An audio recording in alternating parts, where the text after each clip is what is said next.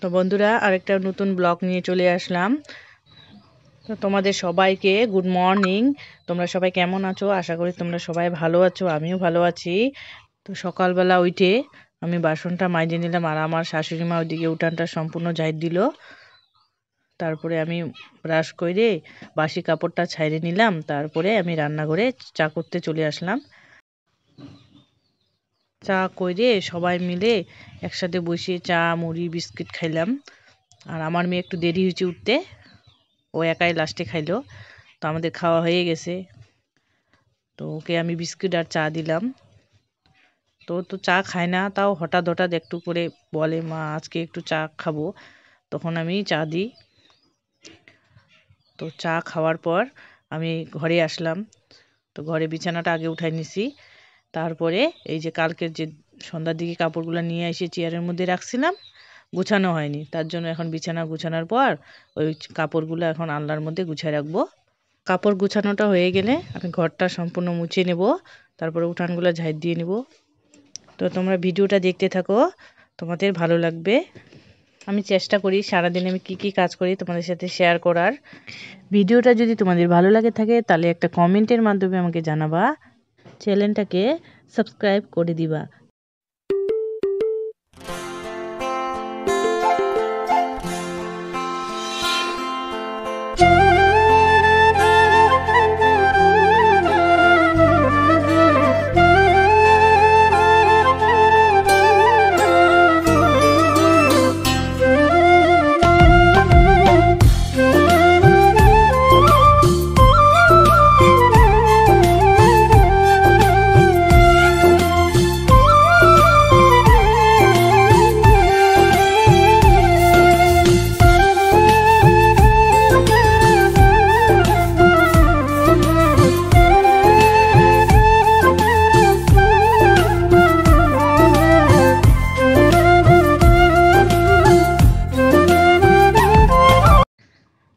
তো বন্ধুরা, সব কাজ হওয়ার পর আমি চান করে মেয়েকে চান করে দিলাম। তারপরে দুপুরে রান্না করতে চলে আসলাম। তো আজকে উনানেই রান্না করতেছি। তো আমার ভাতটা আগে হয়ে গেছে, তো বেগুন ভাজাও হয়ে গেছে। পাঁচফোড়ন আর কাঁচা লঙ্কা ফোড়ন দিয়ে আলু আর বেগুনটা কড়াইয়ের মধ্যে দিয়ে দিলাম। বেগুন আর আলুটা একটু ভাজা ভাজা হয়ে গেলে লাউ শাকটাও দিয়ে দিলাম। তো শাকটা দিয়ে একটা নাড়াচাড়া করে নিব। তো আজকে ভাত, বেগুন ভাজা আর লাউ শাকই হবে। আর আলু সিদ্ধ ভাতে দিছি, ওটা মাখবো পরে, ওই জন্য লঙ্কাগুলো ভাজে নিছি আগে।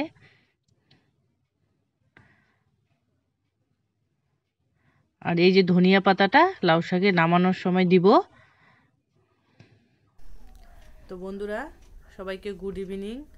তো সন্ধ্যার সময় একটু চলে আসলাম তোমাদের সামনে। তো এই যে আমার মেয়ে বিছানার মধ্যে পুতুল নিয়ে খেলতেছে, আর আমি তোমাদের সাথে কথা বলতেছি। তো এখন তো 7টা বাজে।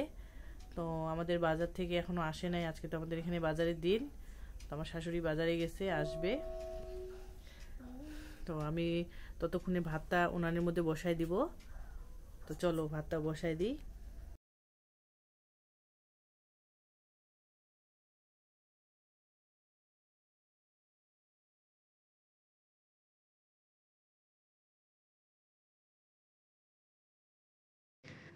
তো আমি ভাতটা নামাই রাখলাম। তো এখন আমি, আমার শাশুড়ি চলে আসছে বাজার থেকে, তো আমি এখন চাটা বসাই দিলাম। তো এখন সবাই মিলে চা খাইনি আগে সন্ধ্যার সময়, তারপরে রাতে রান্নাতে যাব। তো আমার শাশুড়ি মা এই যে বাজার থেকে এগুলো মাছ নিয়ে আসছে। তো আমার শাশুড়ি মা তো রুই মাছ খায় না, তার জন্য মার জন্য ছোট ছোট বাটা মাছগুলো নিয়ে আসছে। আর আজকে তো বাজারের দিন একটু ভালো মন্দ খাওয়াই হয়, সবারই বাড়িতে হয়, সেটা ওইটা আমাদেরও বাড়িতেও হয়। আমি রান্নাঘরে চলে আসলাম। তো আমি আগে মাংসটা বসাই দিছি, এই যে মাংসটা আমি ভাজতেছি, সব মশলা দিয়ে দিছি, এখন কষাই নিচ্ছি। তো মাংসটা হয়ে গেলে আরেকটা কড়াইতে মাছগুলো ভাজবো। মাংসটা আগে হয়ে গেছে, তার জন্য ওইটা আগে নামাই রাখলাম। তারপর আরেকটা কড়াই বসাই দিলাম, এখানে আগে ছোট ছোট বাটা মাছগুলো ভাজে নিছি। তারপরে আমি এই যে বড় মাছটা ভাজা বসাই দিলাম। আমার তো মাংসটা আগে হয়েছে, ওই জন্য আমার মেয়েকে আমি আগে খাবারটা দিয়ে দিলাম, ও খাক আস্তে আস্তে, আর আমরা পরে খাবো। আমি মাছের তরকারিটা আগে বানাবো তারপরে।